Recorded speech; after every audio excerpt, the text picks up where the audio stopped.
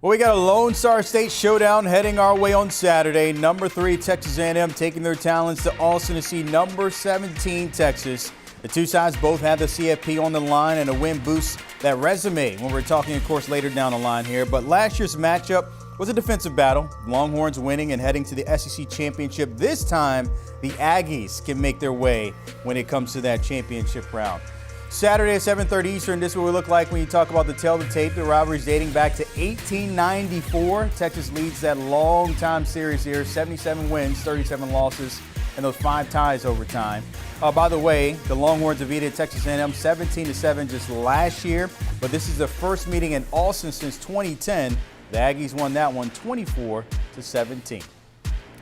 All right, for more on Saturday's big game, Carter Karels joined us along with Chip Brown from 24/7 Sports to break into this a little bit. And for most of us that have seen this from a distance in terms of this rivalry, fellas, Chip, break down what this looks like up close and personal, the love and hate between these two.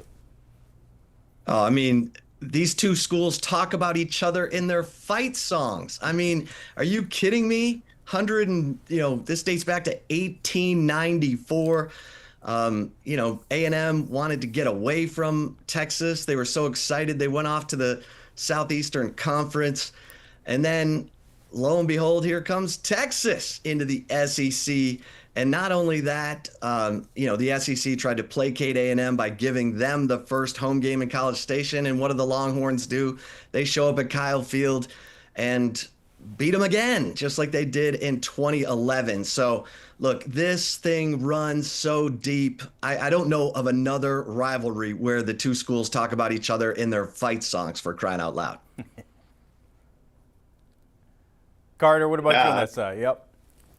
Yeah, it is just both of these teams, they want to pretend like they don't think about the other, but they do.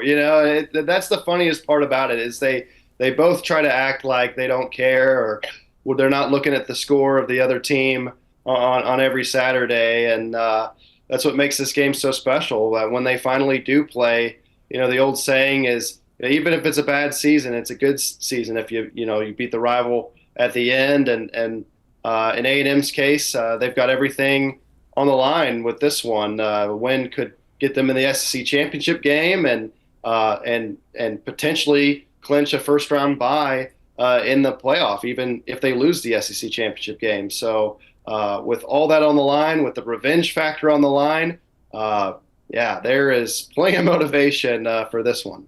Well, we got revenge, we got hate, because another layer to that, you mentioned there, the impact this can have on both sides, a win or loss here. And Chip, I'm going to come to you again, and the perspective there when it comes to the Longhorns. What does a win do, and what does a loss do for this team this year?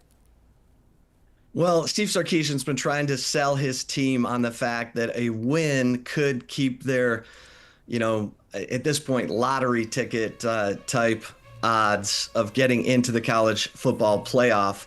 But hey, his players have gone along with it. They still believe there's a chance. They might have to blow out Texas A&M to even have a chance. And then they need a lot of help. But look, the motivation is Texas A&M. I mean, this rivalry is so deep. It really doesn't matter what you've done up to this point. You don't have to say anything to the players this week. They all know each other. They went to high school with some guy on the other team, or they played against him in high school, or they went to camp with him. So it's personal. You're going to get everyone's best effort this week. The coaches don't have to say a thing.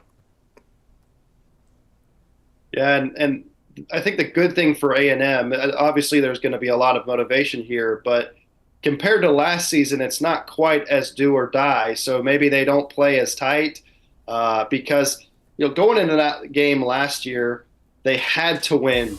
Like Texas in this scenario, they had to win to potentially make the playoff and in that case make the SEC championship game. And it was also the first game back since the renewal of the rivalry. So there was just so much pressure to win that game when they really didn't have the horses. They didn't have the team built to make the playoff or the SEC championship game or simply win that game.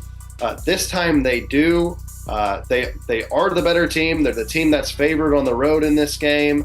And, if they lose, it's not the end of the world like it was last year. So they're going to have all the motivation, but they're also not going to have to play so tight with, having their backs totally against the wall. So it's a good plus in both ways that they could play with that motivation, but it's not, the end of the world if they lose.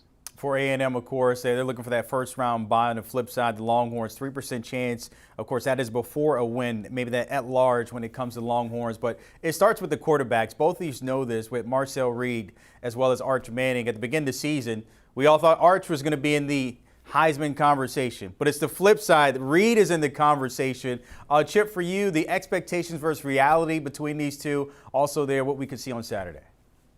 Yeah, I mean, if it is funny how things kind of circle back, because at the beginning of the year, Arch was the Heisman favorite, and then he had to learn what it's like to be a Manning in one of the most high profile quarterback roles in college football.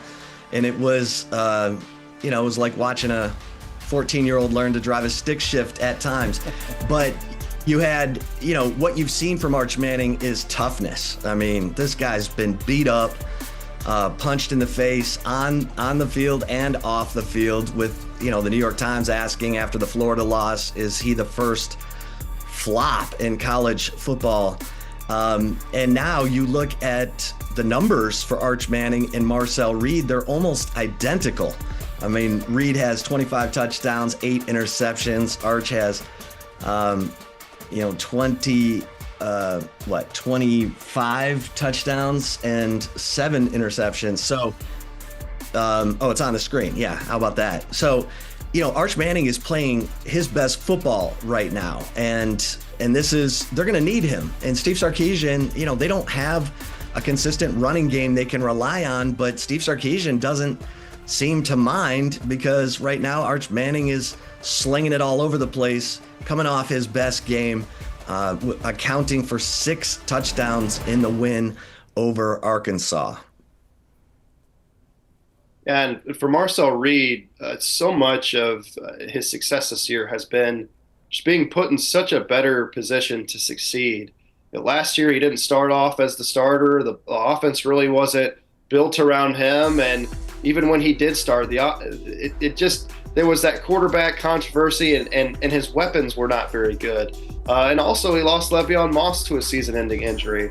Well, this time, he's got one of the best receiving corps in football. He's got one of the best offensive lines in football. And he's got a deep, talented running game where even when they lose Moss, they're in really good shape. And Marcel's just done such a great job of taking what the defense gives him and making good, quick decisions. He has 8 picks this year, but outside of those picks, he's made all the right decisions, and he's shown improvement even in this year, where earlier in the year he kind of struggled with his deep ball, struggled with his accuracy a little bit, but over these last 5 or 6 games, he has taken it to another level where now he's in that Heisman conversation. And I think for him, maybe he has to go 13-0 to win the Heisman. Maybe he has to have another big moment, but he's going to have his chance with a standalone Texas game Friday night, and then potentially the SEC championship game. He'll be on 2 of the biggest stages that you can think of, and if he shows out in those 2 games, the award very well could be his, and it'd be deserved, because not only has A&M had one of the best offenses in the country, not only has he been awesome, but he's also delivered when it's mattered the most. You think about the Notre Dame game where they're down double digits twice. They come back. They have the game-winning touchdown drive where he throws an 11-yard touchdown to Nate Workature with 13 seconds left. You think of the Arkansas game where the defense was struggling and A&M scored on almost every possession in the second half to win that game. And then you think of the South Carolina game where they're down 30-3 at half. Reed is really struggling, and then he has the best half of football he's had in his life, and leads them to an epic, historic comeback victory. So he's had Heisman moments already. He has delivered when it's mattered the most, and he is the featured guy on one of the better offenses in the country. So I can't say enough good things about him, but to win that award, we'll probably need to have a couple more of those moments that you think of when you think of Heisman's. I was definitely going to say that South Carolina game, that second half really saved them in terms of keeping that season alive and in that Heisman conversation. Before I let you guys go, got to get the expert pick there, and Carter will come right back at you with A&M. Yeah, I'm going to go with A&M by a score. I think A&M's just the more complete team this season. I think Texas, you look at them, they've struggled with penalties, they've struggled with running the ball, giving up sacks, and A&M, there's not a lot of glaring weaknesses with this team. You can talk about their strengths, you can talk about their offense, their sacks, their third down defense, and how great all those are. But it's also about the lack of weaknesses with this team. Kicker is definitely a weakness. It's something to watch in this game, and could be a difference in a game with thin margins. But overall, offense and defense, not a lot of weaknesses where I feel like Texas, there are some areas you can exploit. So I think Texas has given up 30-plus in the last 4 games. A&M scored 30-plus in every game but one this season. I think A&M should score the ball at a high level in this game and probably be a little bit higher scoring, and I'll go with A&M by a score in the end. Yeah, I think this has got shootout written all over it. As Carter mentioned, Texas's defense has given up. They didn't give up 30 points in a single game through their first 7 games, and now they've given up at least 30 in their last 4. But A&M's been in some shootouts too against Notre Dame and Arkansas, and I think this could come down to a field goal. And A&M is searching for answers at kicker. Texas has Mason Shipley, who's been reliable. I think Arch Manning rises up in this game in front of a national audience to kind of rewrite his script for the season. I like Texas 41-38 in an upset.